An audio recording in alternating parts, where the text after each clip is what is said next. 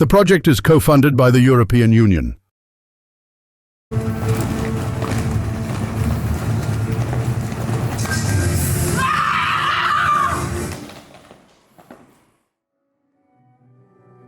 Mamy scenariusz. Jesteśmy w Portugalii. Scenariusz mamy przygotowany przez Sonię. Scenariusz jest przygotowany na podstawie naszych przeżyć. Tak naprawdę przeżyć, które w moim rodzinnym mieście wydarzyły się niecałe 2 tygodnie temu.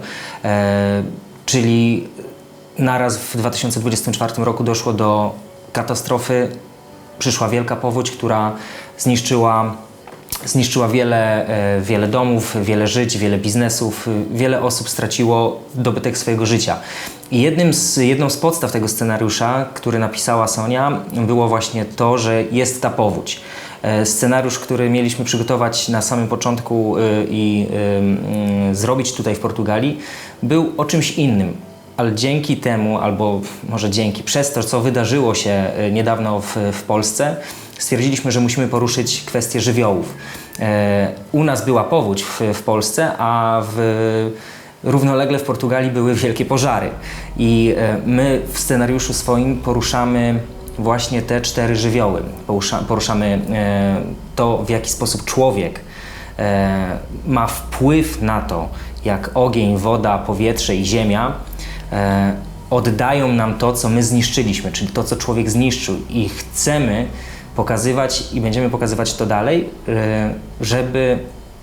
żeby każdy wiedział, że ma wpływ na to, w jaki sposób te żywioły nam i jak mocno oddają to, co my im dajemy. A nie dajemy im niestety nic dobrego i w taki sposób one nam się odwdzięczają. Jeżeli my zaczniemy traktować naturę, czyli żywioły, te, które pokazujemy w naszym spektaklu, dobrze, one też będą traktować nas dobrze.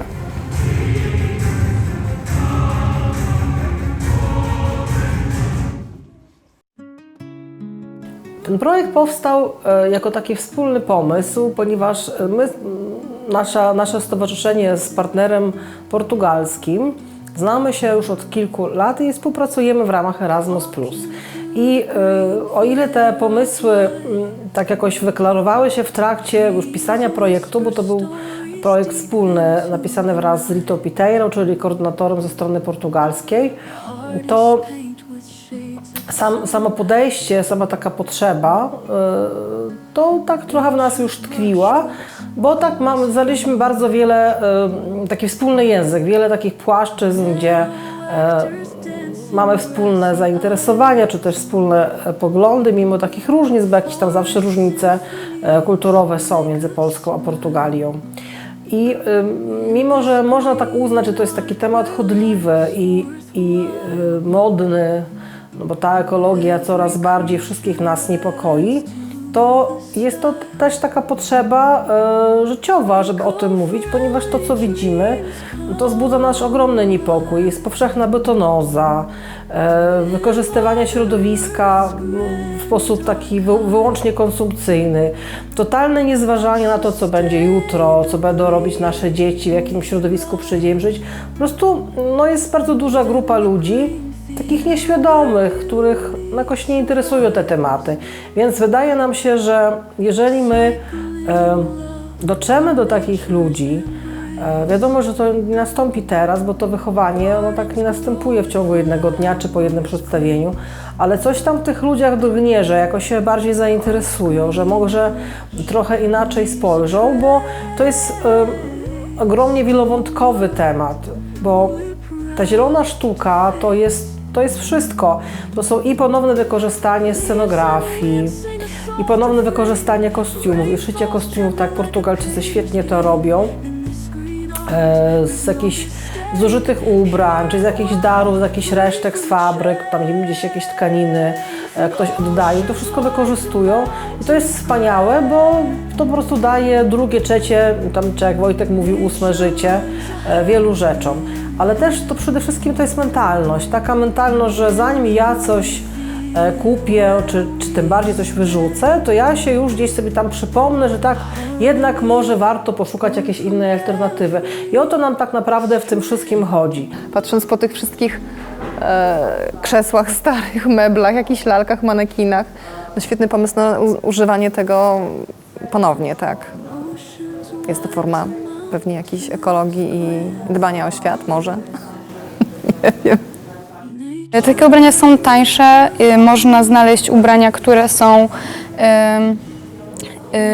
których już nie kupi się tak naprawdę w takich sklepach, ponieważ po prostu na przykład wyszły z mody czy coś takiego i można wrócić do tych, nie wiem, można wrócić do takich krojów i łączenia tych ubrań w różne outfity, które wyglądają naprawdę unikatowo i są za, jak już mówiłam, niską cenę w miarę i są one użyte ponownie.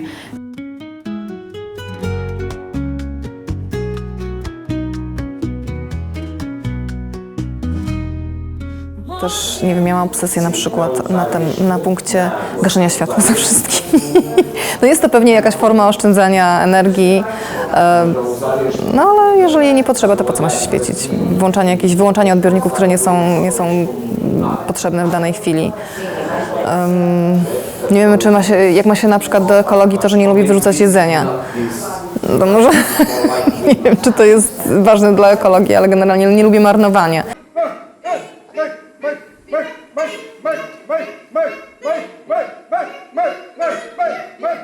Dla mnie bycie zielonym, bardziej zielonym, to jest chociażby niewyrzucanie przedmiotów, które można naprawić. Łatwo jest kupić nowe rzeczy, ale te, które powiedzmy przestają działać albo psują się, można próbować również naprawiać. Mniej śmieci później się produkuje i ten konsumpcjonizm, który polega na kupowaniu cały czas nowych przedmiotów, możemy trochę zahamować tym, że dłużej używamy tych, które już mamy. Nie przeszkadza mi to, że nie mam najnowszego modelu miksera w kuchni, tylko używam tego, który lubię, bo akurat gotuję, ale może ludziom się wydaje niezbyt ekologiczne używanie długo tych samych aut, które już mają kilka czy kilkanaście lat, ale to jest kolejne auto, którego nie utylizujemy, na co trzeba poświęcić bardzo dużo energii. Dla mnie jeżdżenie starszymi autami, które utrzymujemy w dobrej kondycji, to też jest ekologia. Nie musimy się uczyć konkretnych zachowań, jakichś zasad, co powinniśmy zrobić, żeby było dobrze. Wystarczy, że zaczniemy że spojrzymy na świat z szacunkiem. Będziemy szanować inne stworzenia, przyrodę, a wtedy w połączeniu z wyobraźnią tego, z czym łączą się nasze codzienne decyzje, postępowanie prawidłowe przyjdzie samo. Nie jest tak, że my jesteśmy na świecie najważniejsi. Ja jako konkretna osoba jestem najważniejsza. Dlaczego moje życie miałoby być ważniejsze od innych? Bardzo ważne jest dla mnie szanowanie istot mniejszych. Bo to nie jest tak, że wszyscy przyszliśmy na świat mając te same szanse, że startujemy z tego samego miejsca i ja sobie jakoś bardziej zasłużyłam na to życie niż myszka, niż pszczoła. Jeżeli ja mam w tym życiu większą moc sprawczą, to nie znaczy, że mogę więcej. To znaczy, że więcej ode mnie zależy, czyli jestem bardziej odpowiedzialna.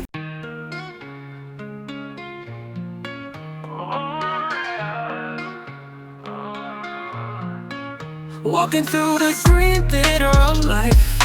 Trees whisper stories deep into the night. All this paper shades of sunlight. Nature's brushstrokes always feel right. Meadow actors dance in grassy aisles. Forest symphonies make us smile. In this green art where life's worthwhile. Every creature adds to the style. Eco-friendly dreams come alive in Mother Earth's grand archive. Sustainably we thrive in the green theater where beauty survives. Recycling love and nature. So I think we have a role to the nature that is our home. And I think we have like a responsibility to the earth that is our home to take care of it. and sometimes we don't have like the empathic relationship that I think we should have with the nature, with the earth, that is again our house, our home, and I think we do not respectfully as we should respect it. So daily little things that we could make daily to change our impact in the world, such as the garbage, reusing what we use. For instance, our clothes, we are buying, we are consuming, and all that consumption has a very high price to the earth.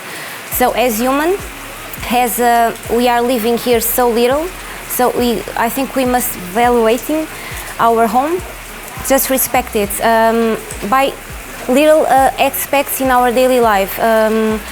Do not make so many waste, do not consume so much, have sensibility with the meat that we eat, the things that we buy. I mean, our ecological footstep, I think as rational people, more than rational people, we must be empathic people. And I think we have a lack of empathy with the earth. And I think our daily effects, our daily actions have a huge impact on the earth. And I think we don't have the education. Since we are little, we should have some education in our schools to get some awareness of our impact and how we do, how every tiny thing that we do reflects on our environment. So I think it should start on the basics education. How can you do more empathic human being with our surroundings? So yeah. Walking through the green theater of life, trees whisper stories deep into the night. Artists paint with shades of sunlight. Nature's brushstrokes always feel right. Em relação às questões ambientais, eu acho que podemos pôr em prática muitas coisas. No meu dia-a-dia, pessoalmente, eu faço reciclagem em casa de todo o lixo. Portanto, tento poupar a água. E basicamente essas são na minha vida pessoal são essas questões que eu pratico. No nosso trabalho eu tento utilizar todo o lixo das fábricas, toda a reciclagem de materiais, todos os desperdícios, que é essa a nossa base de trabalho. Portanto, é uma grande preocupação económica também e de reutilização dos materiais. É o CTC-MCB e eu faço questão de fazer essa reutilização dos desperdícios. Portanto, é uma boa questão, acho que todos devemos ajudar a manter o planeta mais saudável, se todos fizermos uma parte, pelo menos. Acho que ajudamos a salvar ou a contribuir para um mundo melhor. Portanto, é isto. Walking through the green theater of life, trees whisper stories deep into the night. Artists paint with shades. O planeta está efetivamente a mudar. Está a haver uma alteração climática grande e só não vê quem não está inserido na sociedade. Existem inundações, existem furacões, estão a haver sismos por todo lado. O mundo está a mudar e está a mudar para uma coisa muito, muito, muito má. E as pessoas, há muita gente que ainda não se apercebeu disso. Infelizmente, também há muita gente que já conseguiu olhar para esse grande problema e existem artistas, como por exemplo nós, aqui em Portugal, como vocês, na Polónia, que constroem trabalhos a partir dessas alterações climáticas para despertar a consciência das pessoas, para colocar as pessoas a refletir. Eu não sei se na Polónia isto aconteceu, mas em Portugal aconteceu uma coisa muito interessante com a reciclagem. Eles perceberam que para criar uma grande mudança neste modo de reciclar as coisas, eles não tinham que atacar os adultos. Eles tinham que informar e tinham que consciencializar as crianças. E foram as crianças que começaram a perceber e a receber toda essa publicidade e começaram a incutir o trabalho nos pais. Toda a divulgação da sociedade foi feita direcionada para as crianças. E hoje nós temos crianças, que agora já são jovens, que implementaram em casa, nas pessoas mais velhas, este conceito de reciclagem. Isto para chegar aonde?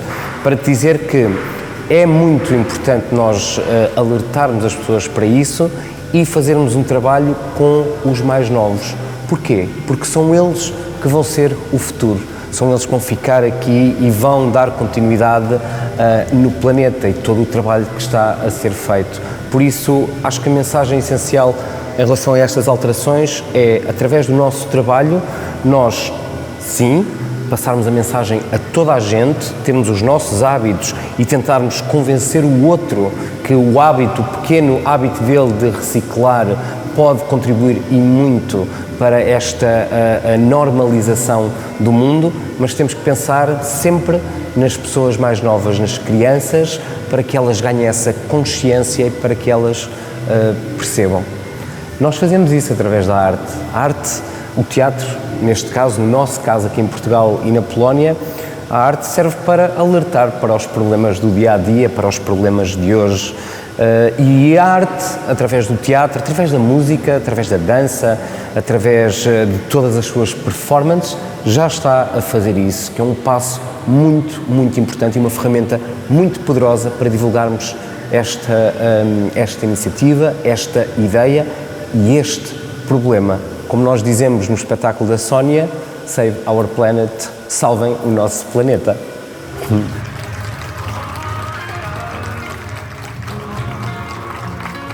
Walking through the green theater of life. Trees whisper stories deep into the night.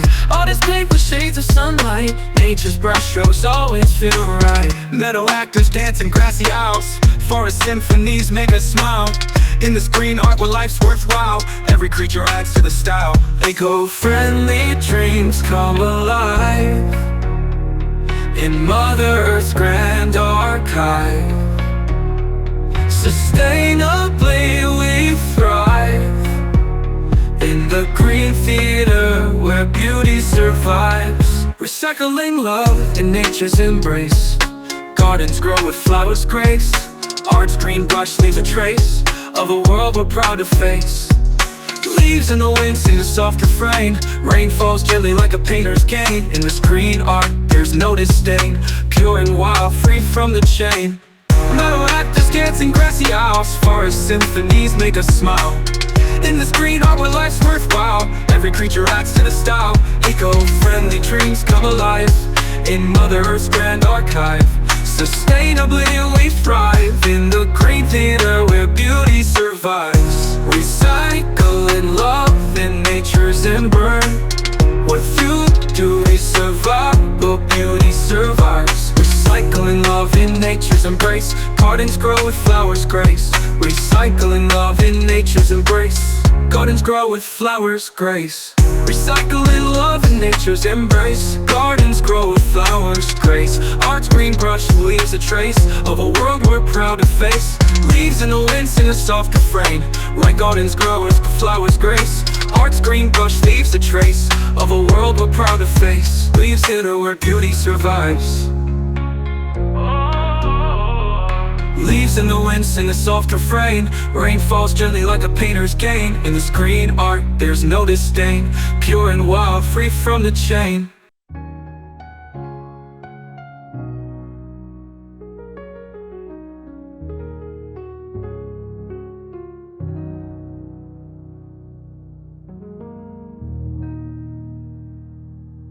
From oceans wide to mountains grand, nature lends a helping hand. In the green theater where we stand, harmony born from every strand. The project is co-funded by the European Union.